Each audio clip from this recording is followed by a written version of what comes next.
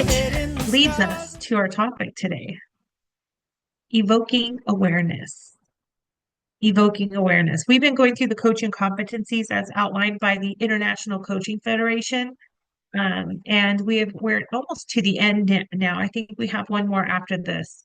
But evoking awareness is really around the idea of helping people recognize maybe some of their missed opportunities or engaging in a bit of insight into themselves or their behaviors, their thought process themselves, their feelings, and really kind of bringing to light what is there, but maybe you're not seeing.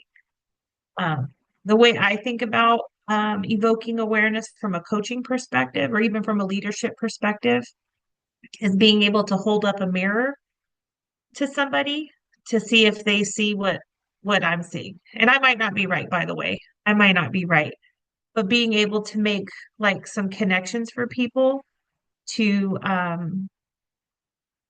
eliminate, I think, some of the cognitive dissonance that happens, or where we justify our behaviors or we justify our choices based on, how we feel about ourselves or the situation.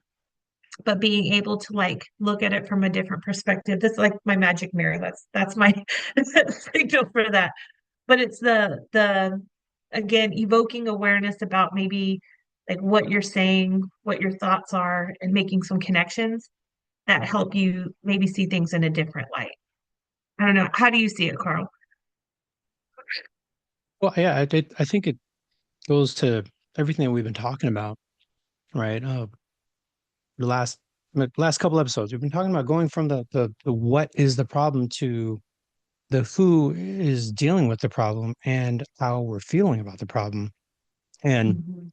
that evoking the awareness is that going from, well, it's a problem, so I just have to deal with it, to it's a problem and it's frustrating, right? That I have to deal with it. So, which when we get to that emotion, then we can get to an emotional choice. Do I want to continue to be frustrated, or do I want to choose not to be frustrated? And so I think that's, or, do I realize that this is what makes me happy? This is what brings me joy. Right. And so, just having that awareness of what it is somebody's doing, what they're dealing with, how they're processing it really helps people to get more into the idea of where am I in my space, rather than just going through the day to day. You talked about, just doing the mundane stuff and just going through every day. And, you know, Hertzberg talks about that, when we talked about motivation in previous episodes, but, you know, I mean, your paycheck, and how many people say, oh, I'm glad I got a paycheck, I'm blessed that I have a job. And, and those things, they will get you to a job, and they will get you there on time, and they will make you stay, and they will make you, when you're saving your vacation, when you run out of sick time, right?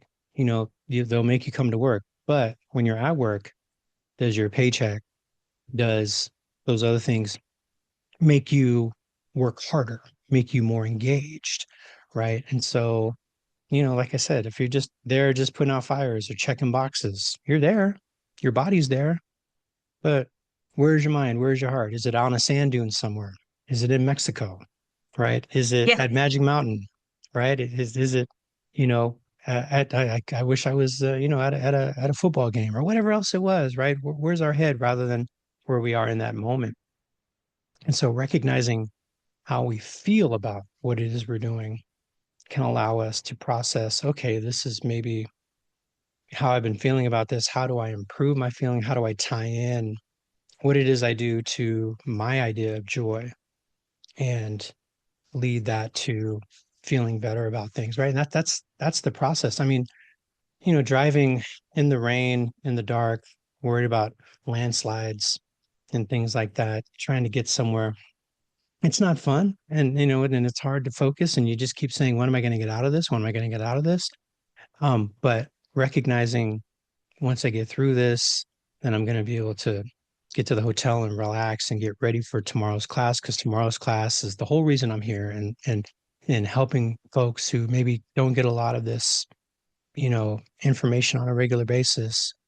that's what keeps me going. So driving, there's a purpose for me driving as opposed to I'm driving, right? And there's a purpose for me entering information correctly as opposed to I'm just entering information correctly, right? And so really when we don't when we're not in touch of how we feel about things or aware of how we feel about things, but also, the impact and the gravity of what it is we do and how it benefits or can affect people negatively, then we just push paper, we just get it done, and we don't think about the impact on other people, right? So, and this is something that I think happens a lot, with a lot of folks who, like we talked about, are very task focused. We have to get stuff done. So I'm checking boxes. Cool. I check boxes, and I'm efficient and I'm effective in it. And I get more stuff done than anybody else. I sanction more people than anybody else, right? I close more cases than anybody else, right? But why? What is the effect? What is the impact of you closing that case and the sanctions? Have you thought about that? Have you thought about what it means to be quick to sanction, right? As Mhm. opposed to maybe finding out why, you know, um, what's going on with that person, maybe help them to say, okay, so you sanction this time, so how do we keep you from sanctioning again? Right. And I always followed the process. When I was a case manager, I always followed the process and I sanctioned a lot of people. But it was something where thinking about, why am I doing this? And sanctioning is when you take away pieces of people's rants, right? So taking away part of their welfare check, basically, and their food stamps and things like that, right? And so, not that you take away the food stamps, but it's mostly the welfare check that they get that's on the UBT card. And you know, but the conversation was always, "This is what happened. This is why it happened, and how can we fix it so that it doesn't happen again?" As opposed to, "Oh, no participation. Ah, okay, cool. I don't even have to talk to this person. They know what they did. It's a choice, right?" And, so just thinking about that, it evoking that awareness of what it is we're doing, why we're doing it, and how it affects other people, or how it Yeah. affects us. I was you can choose I was sanctioned as a choice worker. That was who I was. Tell people I never sanctioned anybody. Never. I never sanctioned anybody. But I could help them choose a sanction if that was what was in their better interest. Uh, but this is part of like evoking awareness from a like case management standpoint. When I think about like my role as a case manager, especially in like a compliance-based system like we do in human services, where there's rules and regulations that people have to follow in order to be able to receive the benefits that they're eligible for. Um, my job in evoking awareness was helping them understand like the outcome of different choices. So if you turn in this paperwork, you know follow these guidelines, here's what happens. And if you don't turn in the paperwork and follow these guidelines, this is what happens. And so what choice makes more sense for you and how can I help you get there? And so I always thought myself as more of a concierge. That was like the title I gave myself was as a case manager, my job is to be the concierge. You tell me what you want and I will help you figure out how to get it because I'm the expert in the systems and you're the expert in your life. And so I told my clients all the time, I will never ever sanction you, but you might choose to be sanctioned if that's what makes sense for you. And when you change your mind and you don't want that anymore, let us know and we'll figure it out. Like we're here to help you. But I do agree with you that I've worked with all kinds of people and one of them, he was my work boyfriend. I won't say his name out loud here, but he was my work boyfriend, not my work husband because he was a little trampy, but he was my work boyfriend. And he was the king of sanctions. Like he wore that title with pride. He was the king of sanctions and he sanctioned everybody. Um, and it was like a running joke in our office that, oh man, if they sneeze, what's his face is going to give him a sanction. But that's how, like, again, we were gauged on like engagement. Like our effectiveness as a case manager was completely tied to what other people did, which by the way, we have no control over that. But on paper, he had like 93% engagement. And part of that was because as soon as someone didn't participate, it was a sanction. And it was never like, let me find out what's going on, let me get them reconnected, let me see what they need from me. It was like, nope, they didn't show up, sanction, no questions asked. And so that kept his numbers up because only people he had on his caseload were the ones that were doing their activities. Everybody else was sanctioned. But then I go back to like the big picture, and this was something that was really important to me. Like, if my goal here, if my job is to help people get what they need to get off of aid and be financially independent, right? That was the whole goal, is to not need government services anymore. A sanction doesn't do that. Like, how is that helping people get employed and take care of barriers so that they can be financially independent? It doesn't. And so for me, that wasn't an option I wanted to go to because it was completely like the opposite of what we were trying to do. And so that was my numbers, my like the way I was gauged as an effective case manager on how many people were doing activities was probably not the best because I gave a lot of good cause, a lot of good cause. I was a good cause queen. But with that being said, I also had a significant amount of my people that were getting full-time jobs and getting off of aid. And oddly enough, my effectiveness was not connected to people getting off of aid, even though that was the goal. It was keeping people engaged while they were on aid. So I made my own rules, as I tend to do, of how am I being effective? Am I doing what I'm supposed to do? And for me, it was bigger than like what my boss was going to tell me in terms of, oh, you kept this many people on aid doing 20, 30, or 35 hours a week. It was, I would say to myself, 10% of my caseload is gone because they got full-time jobs. And that's what I was here to do. So I'm doing all right.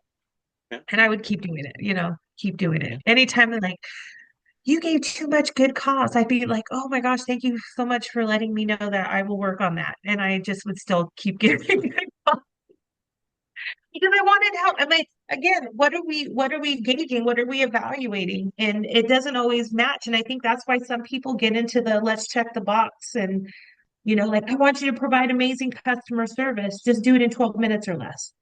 Yeah. I want you to make sure you take time to listen to people, but make sure that, you offer them an additional service and, like just stuff like that. I remember working for the phone company years and years ago, and I used to get in trouble all the time for not offering additional services. Like someone would call and say, I just need to make quick payment. I'm like, all right, let's do your payment real fast. And then at the end, it's just like, yeah, have you thought about call forwarding for your phone? Like they didn't call for call forwarding. They're not asking me to help them solve a problem. They just want to pay their bills. So for me, the best service is get them off the phone. Get their bill paid and get them off the phone. So I used to get dinged all the freaking time. You didn't offer an additional service. Yeah, okay, I'll work on that. But if you called and you said, hey, I'm having a hard time because my phone's always busy. And again, this was 100 years ago for the kids who don't know what we're talking about. But like my phone's always busy. Like I need a way to get an extra call in and not add another phone line. I'd be like, have you heard of call waiting? Have you heard of call waiting? That if you're on a phone call, it'll buzz in and tell you there's another call coming in and you can decide if you want to answer it or not. Oh, you could do that? Yeah. This is great. $3.99 a month. So again, if it made sense, offer the extra services, but I hate like checking boxes just for the sake of checking boxes. Task-based people love that. I find it disgusting if it's not helpful to the other side. Yeah. And I'm also offended as a customer. If you try to upsell me on something I didn't even tell you I needed or wanted, I'm like, hell out of here. I hate that. Yeah, well, I used to, we were required to do that too when I was selling appliances at Sears, right? And one thing that I did, I never was a very good salesman. I didn't have the patience for it. And so people would make way more money than me because I'd sit there for an hour and then I'd go out in the mall. Or Yeah. I'd be talking with coworkers and not be out on the point, so I'd miss a sale, right? Things like that. But one thing I could do better than anybody else was sell extended warranties. And the way that I did it was I didn't just say, hey, you want to buy extended warranty for 3 years? It's 110 bucks, right? Covers everything, right? I said, I said, what's the purpose of this extended warranty that we have? And we call them maintenance agreements, right? Because, this is Sears. So, and so I talked to him. I said, there's a lot of plastic parts in this. Sometimes, you ever lost a remote or had a dial fall off, or you never had any of the pieces on your in your dishwasher kind of break or anything. Things happen, right? The electronic board, right? It's getting more and more digital these days, and there's a computer inside of these things. And so, you have, if those things break, I mean, these things are meant to last for a while. Yeah, but also what we will do is we'll come out once a year and do a checkup, like an oil change, a free oil change. You can schedule one of those and they can come and they can replace things and make sure that everything's running the same way it was when you first bought it. If that's important to you, that's great. Right. And so just giving people all that information and letting them know this is what's available. It's not just, hey, you want this? All right. Well, no, cool. I'll just move forward. I made probably a third of my money, helping people. But I said, but you have to use it. If you're going to buy it, you have to use it. This has to be something that's worth your investment, right? If this, and some people would say, no, you know what? It's a cheap dishwasher. I don't, I'm not going to put a lot into it. I say, okay, but if you're spending $2,000 on a refrigerator and you have those movable door panels, that where I said, you want to put ketchup in there and stuff, and those things can chip. They're plastic. They snap. They break. We replace them for you for free. Oh, really? Yeah. Oh, okay. Well, how's always the problem with my last refrigerator? Okay, well, how much did that cost? Well, it was probably like 40 bucks. I want to deal with. Okay, cool. We'll replace that for free. Oh, wow. Okay, so just thinking about not just checking a box, but recognizing if I'm spending this money, why am I spending it? And that's the thing. You mentioned the idea of, as a case manager, going back to case management, if we can't control the actions of other people, but if we are working with them effectively and meaningfully, we'll know, from them what excites them, what motivates them, the reason that they're here, the reasons that maybe they've had challenges or why they failed in the past. And if we can evoke the awareness in that client that these are the things where you've stumbled in the past, how are they working for you? And if you wanted to do something different, what would it be? Then maybe we can help create change. We're not going to change somebody. They have to change themselves. They have to hit, a lot of people have to hit rock bottom, or they have to get to that point where they say, damn, there's got to be something better than this, but they've got to do it themselves. Right. And so I'm, people got to get their hands burnt. Right. And so, it's, before they make choices. I mean, we're in the find out phase, right? We've been talking about that, right? So people after around now they're finding out. And so, but that finding out and processing it and saying, okay, not what this is not for me. This is not me living my best life. I thought this was something and it wasn't. I want to do something different, is where lasting and sustainable change lives. Someone can't tell you need to do better. You have to feel that you need to do better and then believe that you can do better.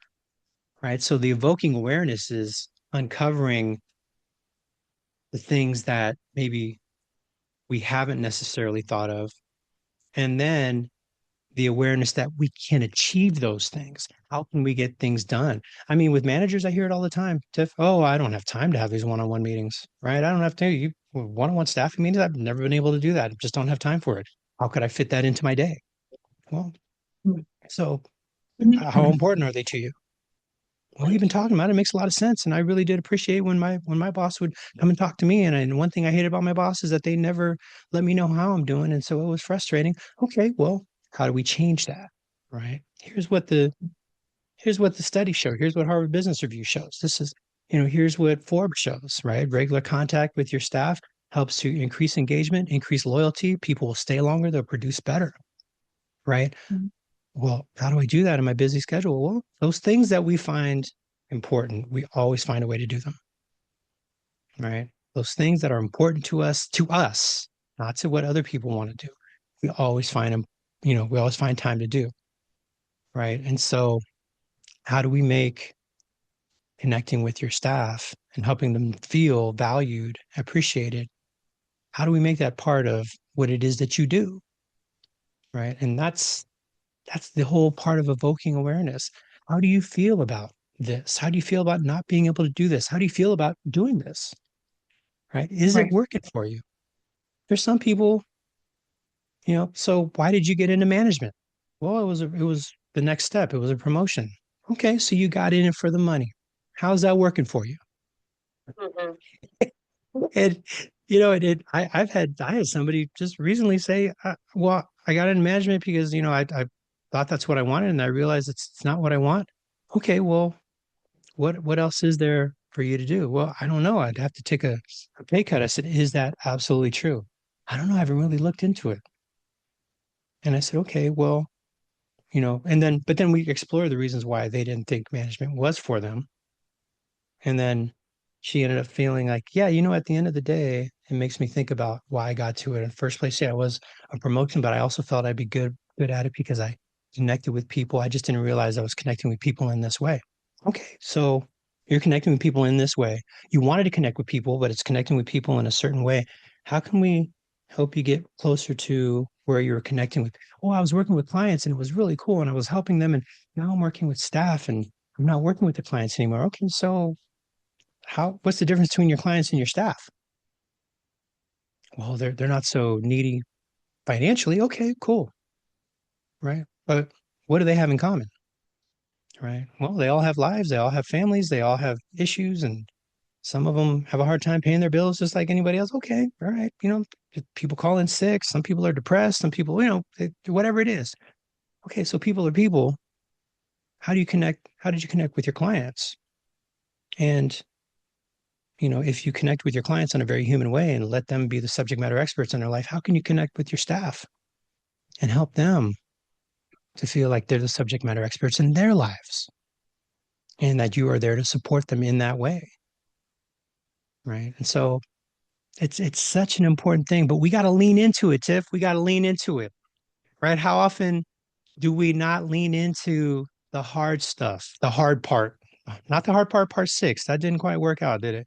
But the hard part. The hard part is not just here's an issue, but here's an issue and let's finish it. Here's an issue. How do you feel about it? Mhm. And lean into that discomfort of having to hear other people talk about their anguish, discomfort, or just hear them get real personal. How many of us don't want to be in other people's business? I mean, you said you like it, Tiff. Some of us don't, right? And right, and so, but then even those of us who do like it, like we've been talking about the last couple of times, when into the magic shop, I was talking about, we have that paternal that parental instinct to want to alleviate people's problems. And is that coaching? Is that being effective? People will not address an issue until they believe that they've made that choice that, yes, this is a problem that is worth it to me to be able to address. You can tell me till you're blue in the face that I need to do something, then I'm not going to do it until I believe that it's something that I need to do and that it's going to be helpful. Right. And so you keep telling me I need to do this and I don't believe it, pre-contemplation stage of change, right? And I'm going to reject it. So, how do we help people evoke that awareness that, yes, this is something that has an emotional tie to me? And how do I make that emotional tie, you know, um, something that I want to take action on? Yeah. Well, for me, I like to do like observations. Like, this is what I'm seeing. What do you think? Or I know you said this, and then you've also said this, and they don't align. What do you think about that? Like, the best example I could give you with trying to like maintain confidentiality here is someone that was looking for like what they wanted to be coached around was having like a meaningful relationship, a meaningful romantic relationship. And this person was stating that they were engaging in like situationships, for lack of a better word, that were not leading to a strong relationship or partnership. It was more just like the physical connection without like any strings attached. And they were like at a point where they didn't want to keep engaging in these types of situationships because they would run their course. And in the beginning, that person would feel like I'm not getting emotionally attached. But then when that relationship would fizzle out, they would feel rejected and let down and embarrassed and all of those feelings that come with, like a loss of Rejection. yeah, Yeah. exactly. And so, part of this evoking awareness was, talking a bit about like, well, what kind of partner are you looking for? And what are the qualities that you would think of a long-term partner? And then what are some things that you're bringing to the relationship, right? What are you bringing to the table if you're looking for this high quality partner? What do you have to offer to make it a partnership? And what are some areas of yourself that you want to maybe invest in and improve your marketability, for lack of a better word? So part of like for me, evoking awareness is that really like tough, almost like it hurts type of question to make people really like get beyond the surface. Because I think coaches who are just too like soft on the surface and don't really kind of push hard are not really doing anything for people. And so I basically asked this person, well, what has kept you, you've described your ideal mate. Um, what has kept you from pursuing that type of relationship? And this person said, well, I'm afraid of getting rejected. And I said, well, that makes sense. And you also are continuously being rejected by these people who are below what you want. So really, in pursuing a higher quality partner, what do you have to lose? And that was like the moment where this person stood back and was like, oh, I'm already getting rejected by losers. So would it hurt any more or any less if I was getting rejected by someone who was actually worth my time? And I think that was a turning point for them, that they were experiencing what they were so afraid of. And so,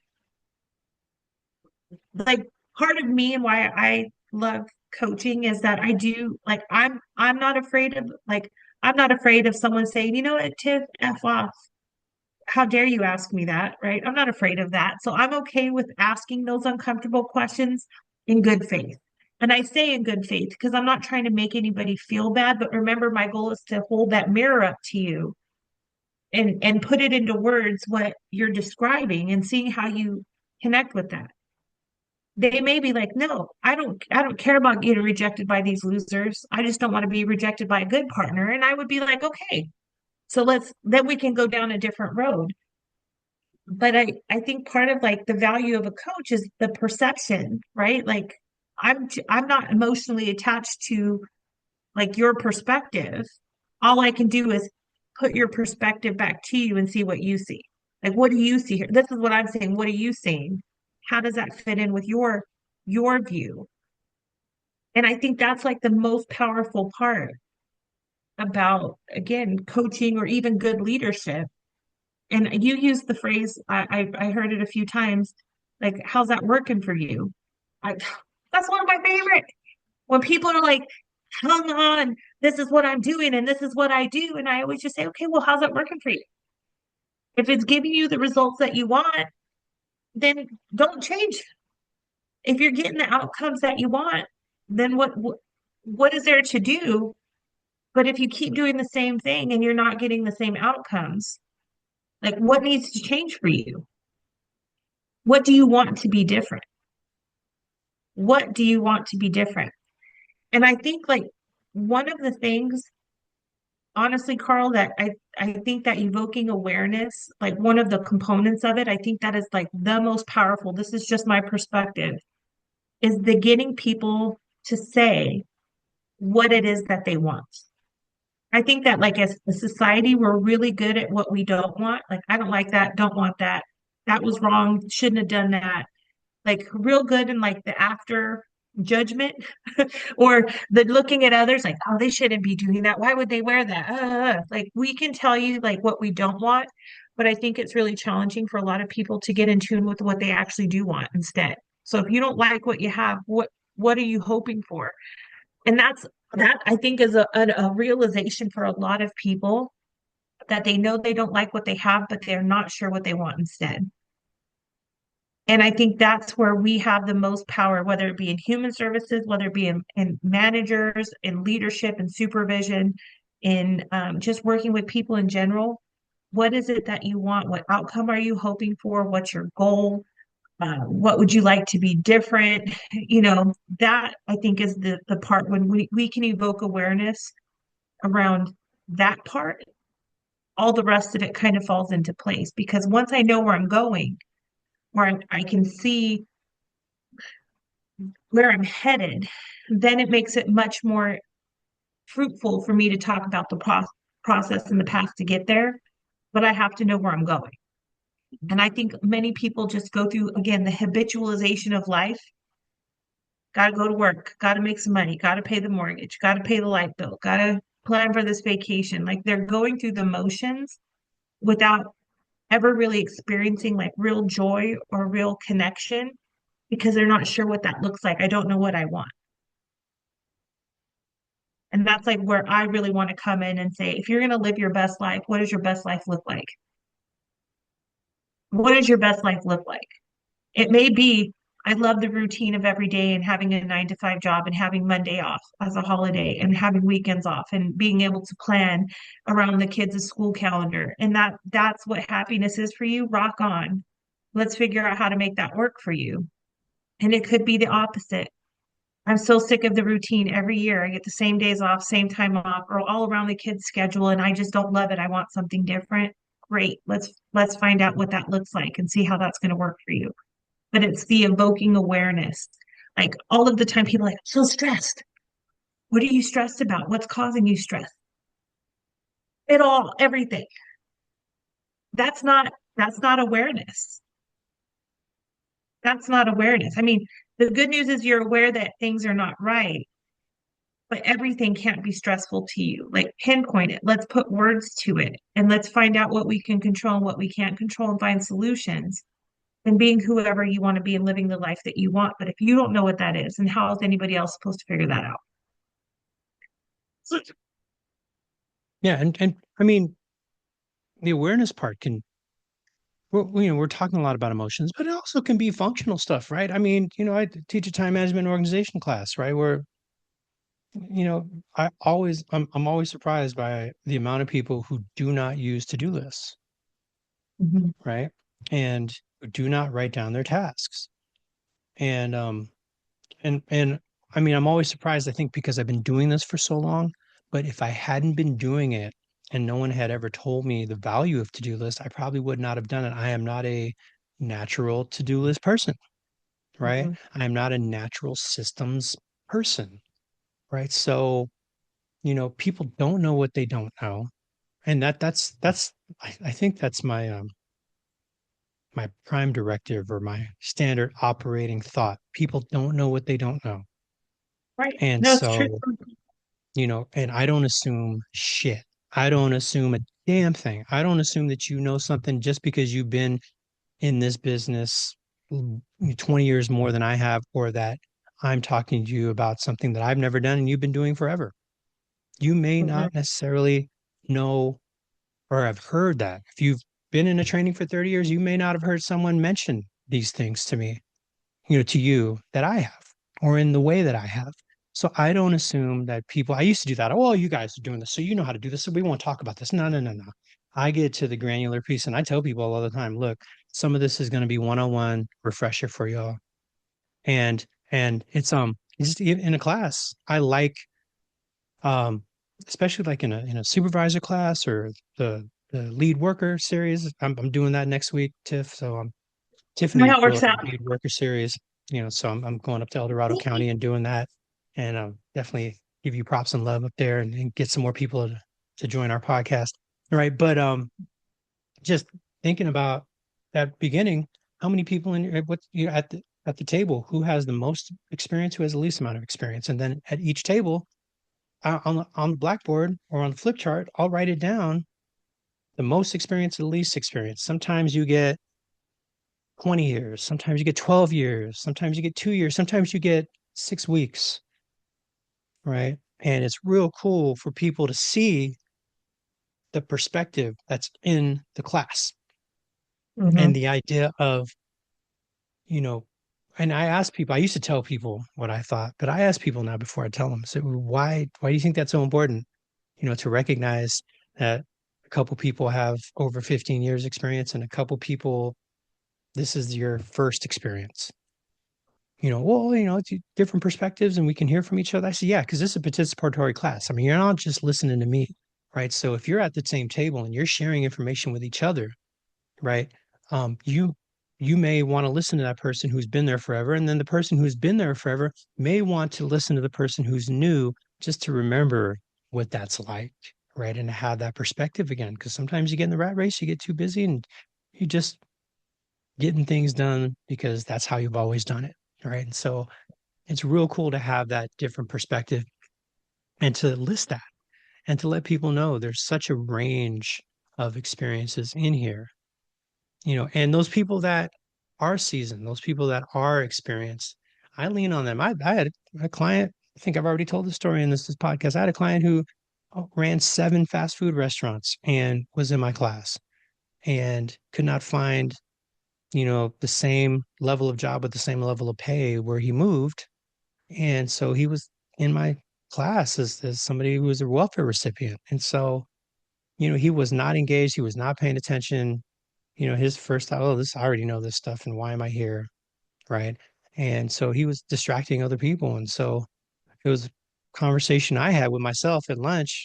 Let me get this guy engaged. So I I talked to him, hey, so in terms of attitude, what are you guys looking for? If you were an employer, what are you looking for? And guess what? We have somebody in here who's had a lot of experience with staff. And so I pointed to him. Tell him what you did. "Oh, I ran 4 Taco Bells and 3 Long John Silver's." Okay, great. So, you've been doing that for a while. You're seasoned pro. Tell me what attitude you're looking for. And then also, in terms of dress, what would you say was appropriate in terms of being professional, right? And well, it's not always about a suit and tie, especially in fast food. You just got to make sure your stuff is clean and that you come in the right, the right frame of mind. Okay, cool. What are you looking for in an applicant and a candidate, right? And I would lean on him. And when I would say something, he'd raise his hand. And rather than being contrarian, he'd say, you make a good point. And then also I would think this. So he would do a yes and, which to me meant that he was collaborating with me. He was my colleague in there. And while he was doing that, he was also open to the ideas of, what is it that you want to do? What's going to help you get there?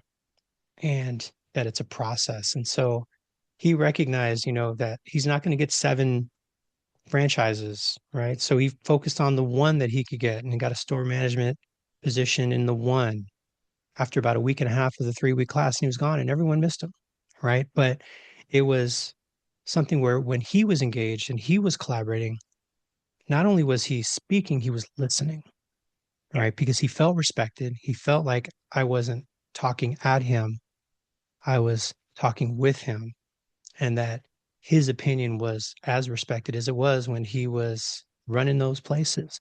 But that is a level of awareness that maybe people don't always recognize. You see, people, I'm not working for a minimum wage job. Well, 80% of jobs are, 75, I think is the last step, right? Last stat, 75% of jobs are based off of hookups, people that work in there or recommendations from other people. So if you're working a minimum wage job and you work with the same person and you see the same people at a gas station or at a fast food restaurant, right? I had somebody who works for Kern County now. She started as an assistant manager at Jack in the Box, and she served me lunch for 2 years before she ever asked me, "Who are you guys hiring?"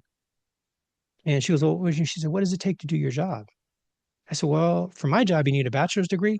And she goes, "Oh, well, I just finished my AA." I said, "Oh, you just finished your AA?" She goes, "Yeah." I said, "No, that works. I mean, you can do eligibility, right?" And she goes, "Oh, Mhm. really?" Yeah. She goes, I said, "But you got to wait for a test. But we do have extra help positions, which means you can, fill in Here. a space that's open." And so she filled out I said, let me go get you an application because I knew her and I knew what she was about. And she was always pleasant and very nice. She had the qualifications. I thought she would be a good addition. I liked how she treated her customers, which means, if you treat your customers well at a fast food place, you know, does that translate directly to working in a county? No, but it's probably, a good indicator that you might be able to put up with the same day to day and annoying and pushy people sometimes, right? And so she's still there. I think she's a supervisor now, right? So just thinking about that idea of, how do we help people to believe something that they can do something that maybe we're in a position to help them with, right? And it's not going to be us telling them, you can do this, you need to do this. I mean, how often do we tell our kids that and they just look at us like, uh-huh, right? It's always comes down to they'll figure it out when they're ready, right? Mhm. All we can do is model the behavior that we hope they follow. And so, which can be depressing because sometimes, it's not always a positive place and more people do not participate and more people are disengaged in American work than than are engaged. And I think it was 24%. Gallup just put out results last week. 24% of folks um, lie to their boss about engagement. and, Well, and engagement surveys, 24% lie about how engaged they are for fear of retribution and that it's not right. confidential. I don't trust you. I don't trust you have my best interest in mind. So I'm just going to tell you what you need to do. Well, if I'm just telling you what I think you want to hear, am I really taking the time to think about, am I happy here? Am I engaged? Am I getting my needs met? What else could I do to get my needs met more? I can't get my needs met. I'm in a dead end place. If that's what you think, guess what? And Well, yeah. I was going to say my homegirl Cy Wakeman says, "Stay in joy or leave in peace." There's not a third option. But I mean, I think that that's an interesting point too about those statistics because evoking awareness, it's just information, right? And a lot of times where we fail to evoke awareness is trying to spare the discomfort of myself or the other person and being honest, Mhm. right? And it could be for valid reason. I'm not going to say that people are dishonest for fun. Some people are. There's some people out there who get a kick out of telling untruths. Sometimes they get elected to high positions, um, but I also will say that the majority of people, I think, who maybe go into silence in or avoidance of telling people like honest things, it's for a self-preserving reason. And I can't be mad about it, but I can evoke some awareness around it. Because if you're, let's say you're my boss, Carl, and bless you, I'm hard to manage, so just keep that in mind. So if you're my boss and you're asking me for feedback about what can we do better as an organization, how can I better support you, and I'm like, I'm not going to tell you that because then you're going to hold it against me. I'm not evoking awareness because I'm not sharing with you like my perspective, right? And part of that I think stems from if I share with you, if I'm vulnerable to tell you like what you need to do better, and then you don't do it, then why'd you ask me in the first place? And I think one of the things that we can shift is that we can give people information without strings attached, right? Without strings attached. And I say that, like, again, if you're my boss, Carl, and I say to you, the best way that I work, I know I'm new to your team, and I'm sure you've got a lot to share with me about how you lead and what you're expecting from me. But can I just share with you the best way to get the most out of me as your employee is I need a lot of autonomy. I really, really don't like to be micromanaged. And if you're looking for like exact things, I'm going to probably let you down all of the time. And so if you really want to get the best out of me, be real clear about what you want and when you want it, and I'll meet you there. But if you need a lot of detail, you need to share that with me now ahead of time, and I can meet and I'll do that. But if you're looking for like someone to follow orders and do exactly what they're told in the way that you tell me, I'm going to let you down on the regular. Now, I can share that with you. And now you, as my leader, have a decision to make.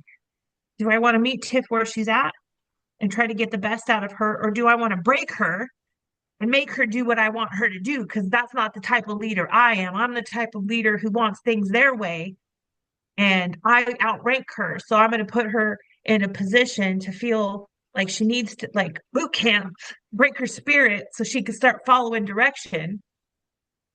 Well, you might choose that as your adventure, right?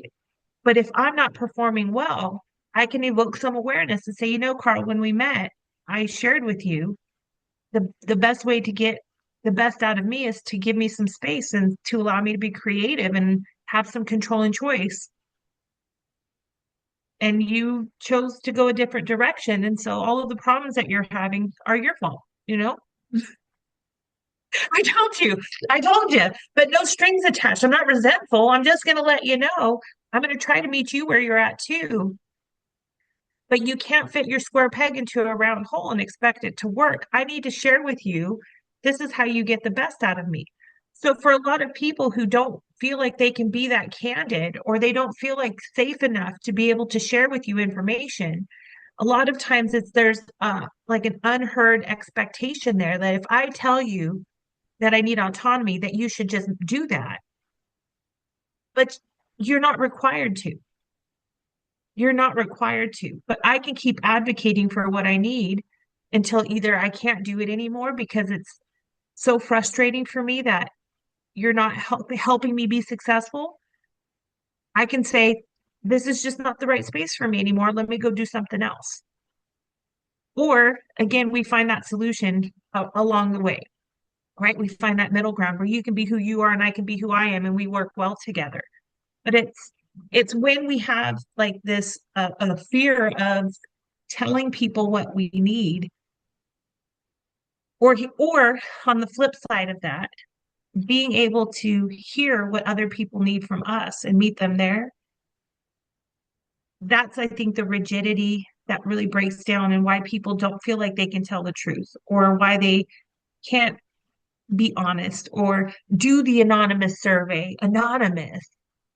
How come I keep getting emails? I haven't completed my anonymous survey. If it was so anonymous, how would they know if I had done it or not? Where people can't do or we lie on that because we're afraid of what will happen if we tell the truth. And then we're pissed by the way that things stay exactly the same. The way I think about it, do you want to be a fine dining restaurant with no substitutions and you just take what I give you? Or do you want to be Burger King and have it your way? Right? I hate those places and it's annoying to me. It's annoying to me when I go to a restaurant and there's no salt and pepper on the table. And it's annoying to me because I actually literally feel bad when I ask for salt and pepper because I know that, people want to believe that they've seasoned it perfectly. They've seasoned it perfectly for them and the way that their palate is, and maybe how 80% or 90% of the people, love it. And guess what? I need a little bit more salt, need a little bit more sauce in my life. Right? I'm a saucy type of dude, right? So, I hate that I cook a perfect medium rare steak. Well, it's not perfect. I'm getting there. And I give it to my wife and it's nice and red and she's excited about it. And then she douses it with A1 sauce. I can't do that. But then, I try to sneak the I'll come over to where I'm sitting and I'll sneak the salt and just do a little because if she sees me do it, then she's mad at me the rest of the night. Right. So we have our ideas of how we think things are supposed to go. And that's not the same for other people, right? Other people may enjoy what you give them and how you expect things to get done, but they might tweak it a little bit. And you know what? That's called being a human being, right? And so you mentioned asking those difficult questions and getting into those things, right? You have to be vulnerable. You have to be open to somebody saying, I'm not happy. And it's you that's making me not happy. So, Right. but what are some vehicles we can use, Tiff? So I mean, I was just thinking about some of the, the more popular vehicles I've used, right? And just thinking about those ideas of, the Likert scale, right? So, how often do I do things? Very often, kind of often, maybe neutral, or I strongly agree, agree, neutral, disagree, strongly disagree, right? Which is something that people hear in a conversation to change scale, right? On a scale of 1 to 10, how do you feel about what it is you're doing in this job, right? Or how do you feel about this task, right? And hopefully getting, if somebody says a 10, okay, well, why is it a 10? A 7, why is it a 7? I feel like a 1. Okay, why is it a 1? Which is one of the hardest things because that means they're not happy, And I've heard people, I've heard people say, well, it's a 1. Okay, well, that's your opinion, but then maybe you're in the wrong place. What if I feel like I'm a 1 because a policy change that really worked for me, and now all of a sudden, I've really gotten used to in the last 4 years working from home, and now you're telling me that I have to come back to work, so I got to pay for childcare, I got to deal with this commute, and I haven't got a raise to supplement that. So right now I'm feeling a 1. Okay, well, how could we support you in that, right? As opposed to, well, maybe you should find something else to do because people take that personal, right? So the It is change personal. scale, the change scale is So a that- very Yeah, effective, how confident do you feel in accomplishing this task? You say you want to go to nursing school.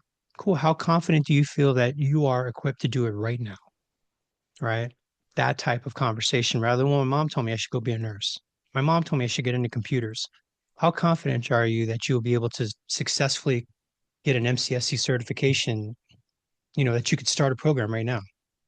And you'd be surprised and be, well, 5, I think I'm good with computers, but I don't know all that stuff. Or then also, I'm a single parent and I got to go to class. I don't have anybody to watch my kids, right?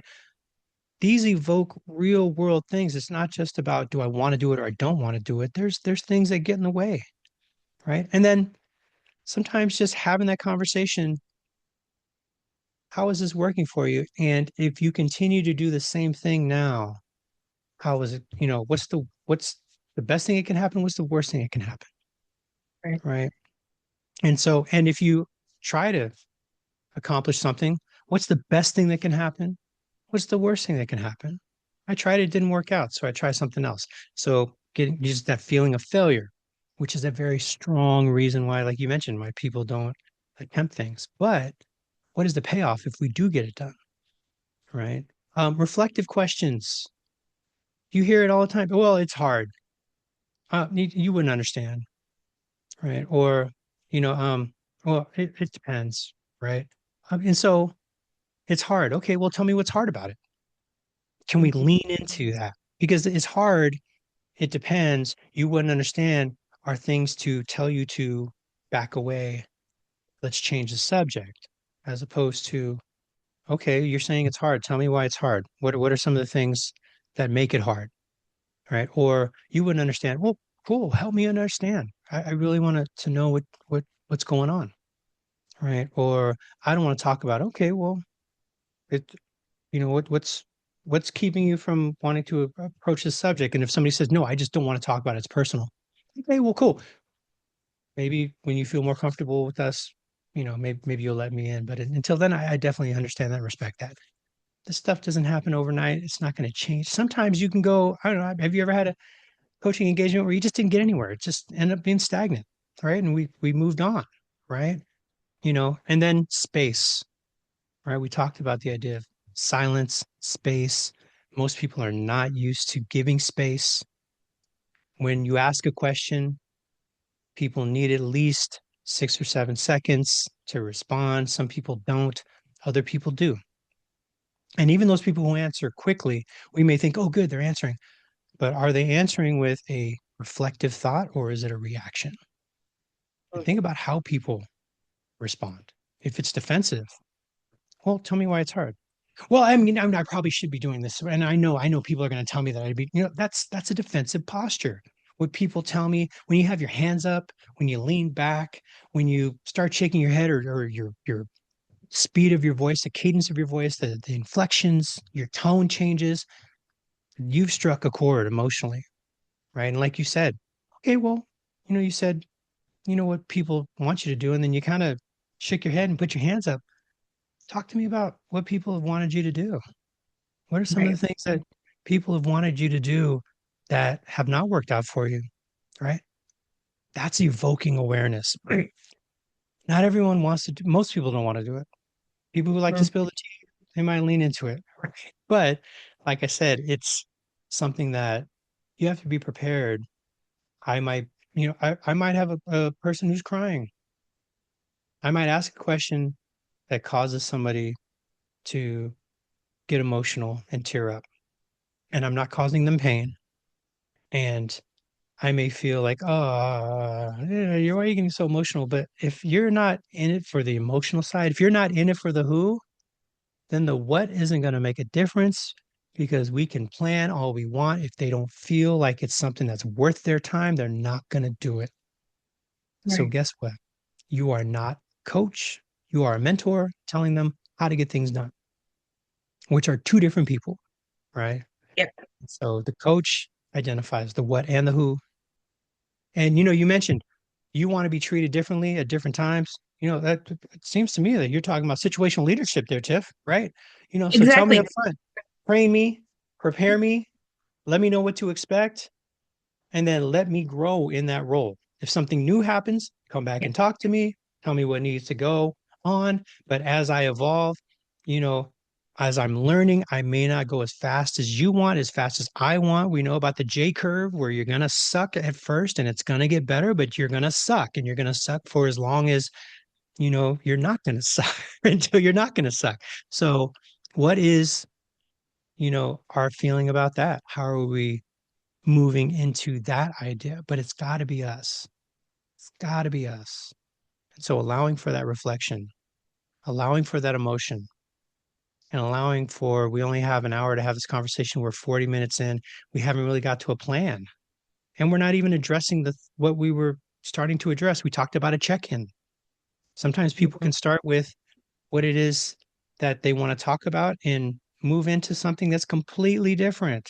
Not just coaches, coworkers. Hey, yeah, or your client, hey, um your productivity's down. Well, these new systems and these new changes, and so and so, is on vacation. I have to take care of their work, and then a half an hour later, it's I got a lot of problems at home, and I'm not dealing with things very well, and I feel like I don't have any time to take care of home and life at the same time, and I'm overwhelmed, which is a different conversation than the first piece, but it's completely connected to the first piece, right? Yeah. And if we can connect them, so what we started talking about and where we are now, how are they connected? That's evoking awareness.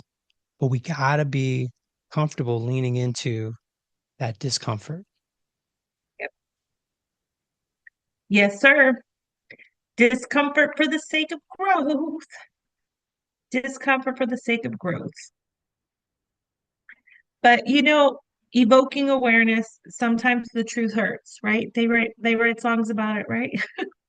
I don't know if there's any song about truth hurts. I know love hurts. Def Leppard taught me that one. But Love bites. um love Yeah. bites, yeah. It Yes. bleeds, it hurts, And right? and So love stinks, right? Jay love Giles and does keep. and Yep. then Lizzo will tell you, yeah. Yep. Yep. There's a lot of things there, but the truth sometimes does hurt. And even within ourselves, like being able to acknowledge something, um, it's important. It's important. Yeah. And it So doesn't always feel good. It doesn't no, like I I remember like having a realization one time, conflict resolution. I haven't been historically real good at conflict. I'm learning, I'm pretty good at it now. But I remember going through like a real tough moment and full of blame for the other party. And it was that moment of realization where I was like, oh shit, I think I'm the problem. Right? Like I'm the problem. It's me, right? Taylor Swift wrote a song about that, right? But it was like I'm recognizing that a lot of the challenges that I'm experiencing are 100% my reaction and the way that I'm thinking about them. It has nothing to do with the other party. And this is one of the reasons, like, I've gotten really good at setting boundaries. And this is why I've been really good about telling people the truth and giving them like opportunities to know where I'm coming from or what I'm experiencing. Um, I can't hold people accountable for how I'm experiencing them if I'm not giving them the information on how I'm experiencing them. Right. And that's been like a huge awareness point for myself as well, from a coach, from a leader, from working in human services. The most respect I've gotten from people is when I've been the first one to have the hard conversation with them, right? Like being the first one to say, this is what I'm noticing.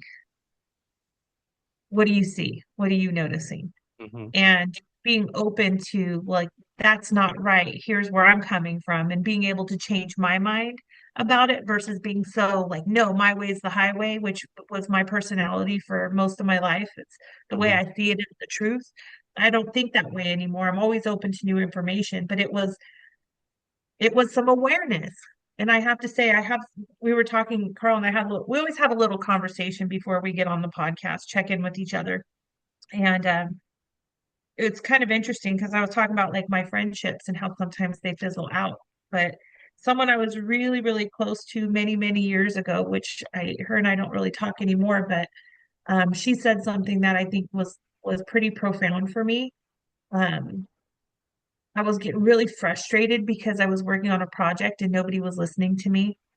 And I was like adamant that no, this is what we have to do. And they're like, no, we're going to go this other direction. I'm like, no, you're going in the wrong direction. Like, I'm telling you right now, this is what we're supposed to do. This is the assignment. And they're like, no, we heard this. And no, that's not what we're supposed. And I was so pissed and I was being so like antagonistic. You all are not listening. And so my friend pulls me outside and she says, Tiff, you need to just go with the flow. And I said, I always go with the flow. And she's like, no, you don't. You only go with the flow when it's flowing in your direction. And I was like, damn it. Right? It was this moment of awareness like, you know what? I do think I go with the flow because 90% of the time I get my way. And it might be because I'm a bit of a bully and I'm strong-willed and I'm stubborn and I end up people give in and give me what I want. But that's not how I want to be, right? That's not who I want to be. I don't want to be the bully. I don't want to be the one that they're like, oh man, we got to work with Tiff. She's an asshole. I don't want to hear that. Um, and so that was like a moment, like I do have to be more open to going in different directions. I have to be open to that. And it's not always going to be my way, and that's okay. And so that again, that person was very, very brave to share it with me, especially because I was so irritated in the moment. But it did really open my eyes to some self-awareness and it helped me change. It helped me change into who I am today, and I like who I am today.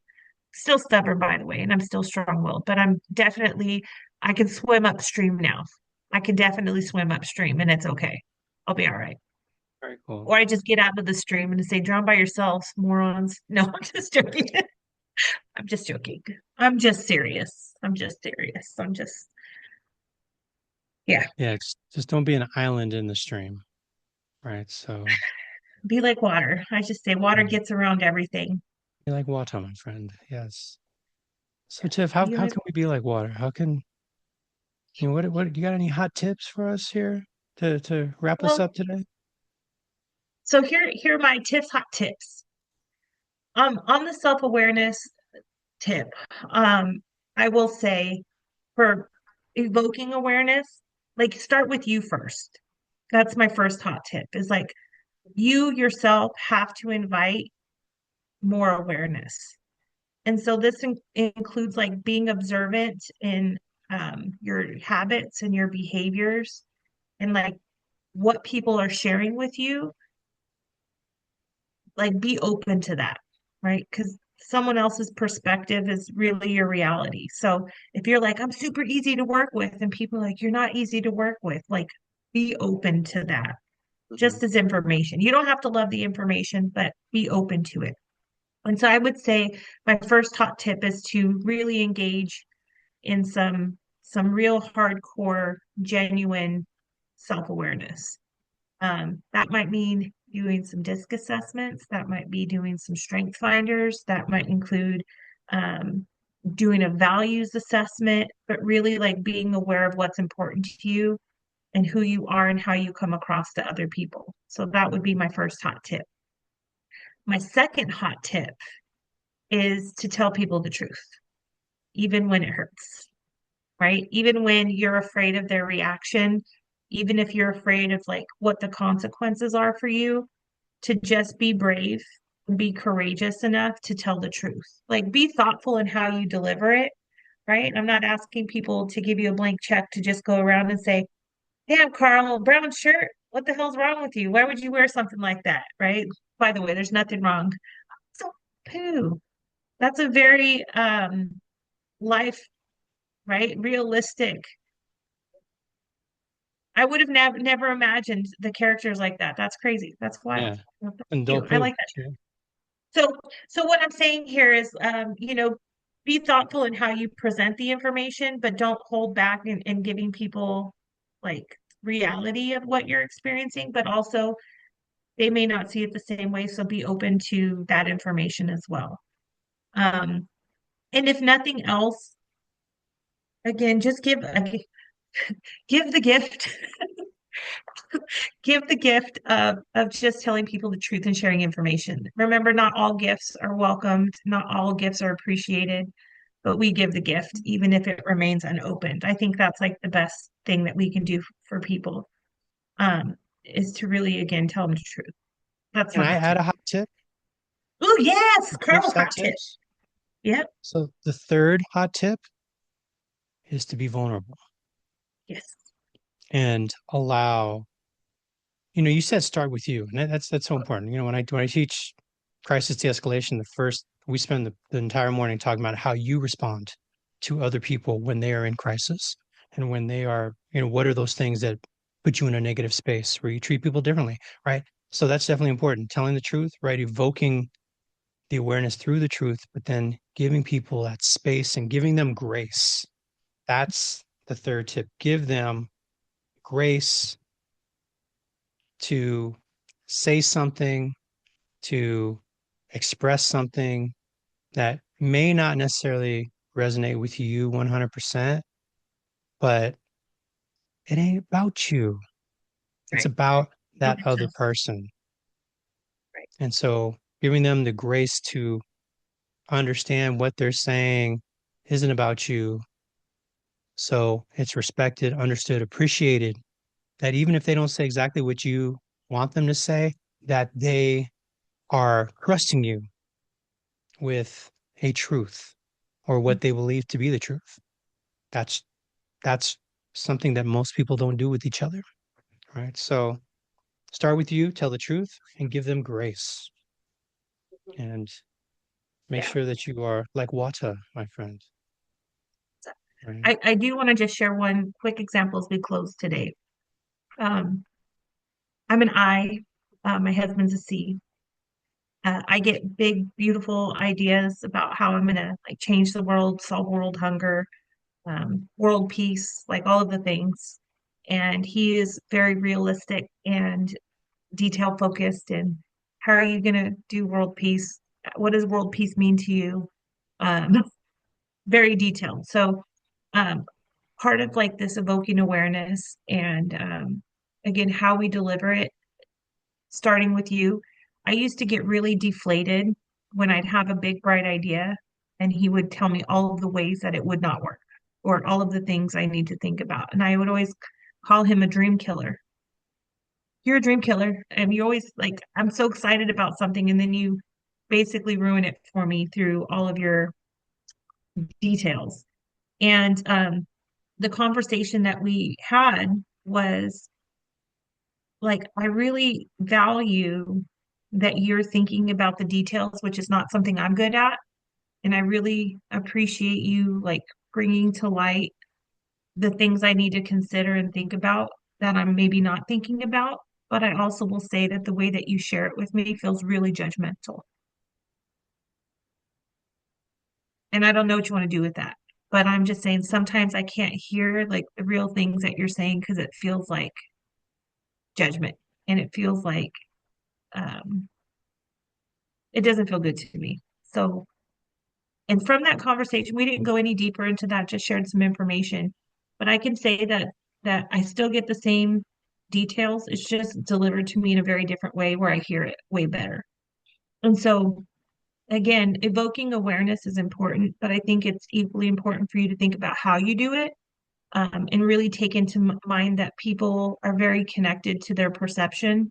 And so we do have to tell people the truth, but make sure we're doing it in a way that's kind and loving and coming from a good place and give grace, like Carl mentioned, that just because you shared something with somebody one time doesn't mean that it's going to change.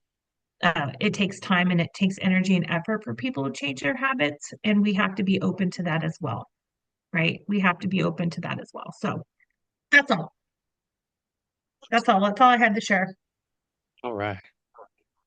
Don't Well, judge me. I think we've shared enough. You think so? I think so. Well, at least Mhm. until the next episode, right? Hold up, Da-na-na-na-na. right? Yeah. What we go through there. Uh, Totally. Oh no, don't do that. Don't, not at work at least. That's frowned upon at every job. So na na just na don't na do na. Right, yeah, no sea walking. Right, we'll now. Well, you won't just get fined; you might get fired. So, yes. that. Yeah. All right. Well, until that day happens where we can sea walk or lean like a cholo or whatever it is that we want to do at work, and it's legal and appreciated and recognized. I'm Carl, I'm Tiff. and let's keep it real. Let's keep it real, real. Keep it real, Islands real. in the stream. That is what we are. No one in between.